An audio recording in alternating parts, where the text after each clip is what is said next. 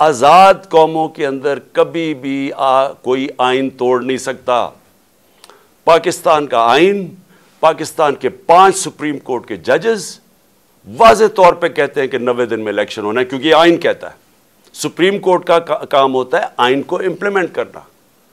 वो अनाउंस करते हैं, इलेक्शन अनाउंस हो जाता है 30 अप्रैल का, कल बैठ के फैसला होता है। इलेक्शन कमीशन कहती है कि नहीं जी, हमने तो, हमारे पास पता नहीं पैसे नहीं हैं या पता नहीं सिक्योरिटी नहीं है, और हम 8 अक्टूबर पे चले गए कि जो इन्होंने आइन के ऊपर वारदात की है कि जी हम 8 अक्टूबर पे चला गया इलेक्शन। मुझे ये बताएं कि कौन आज गारंटी करेगा कि 8 अक्टूबर को इलेक्शन होगा या नहीं होगा?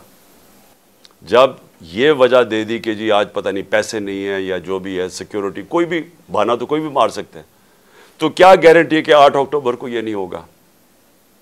कौन बताएगा कि, कौन फैसला करेगा कि जी अब इलेक्शन करवाने का माहौल ठीक हो गया? ये कौन फैसला करेगा? जो हम ये अब इसके ऊपर, मैं अपनी सारी लीगल कम्युनिटी को आज कह रहा हूं, मैं अपने सारे वकला को कह रहा हूं, मैं अपने सारे जजेस साहिबान को बड़े रिस्पेक्टफुली कह रहा हूं कि ये है वो डिफाइनिंग मोमेंट पाकिस्तान की तारीख का। अगर इस वक्त हमने ये आइन का कत्ल होने दिया, ये रुकना नहीं है फिर कहीं।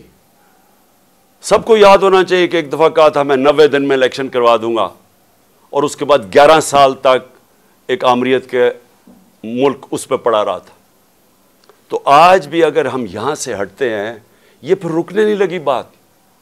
और मैं सारी कौम को आज कह रहा हूं, आज़ाद कौम वो होती है जिधर कानून की हुक्मरानी होती है, रूल ऑफ लॉ होता है। जिस मुल्क में रूल ऑफ लॉ नहीं है, वहां ताकतवर कमजोर के ऊपर हावी हो जाता है।